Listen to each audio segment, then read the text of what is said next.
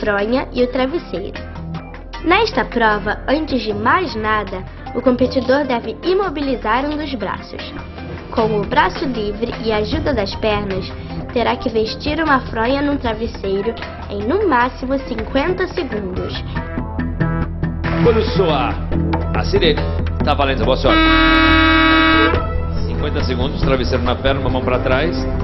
Tem que colocar a fronha no travesseiro com uma mão só e as pernas. Não pode usar a outra mão. Parece que é fácil, bicho. É simples, mas não é fácil. Faltam 35 segundos, 34. Tá mole, tá mole, tá mole, tá mole. 30 segundos.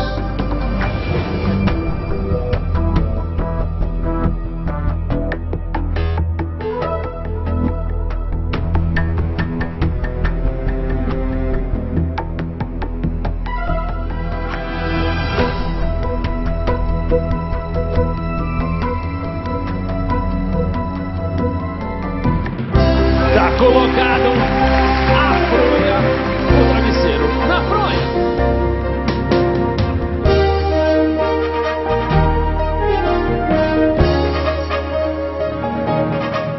Viu, galera? Não é tão impossível assim não. 43 segundos.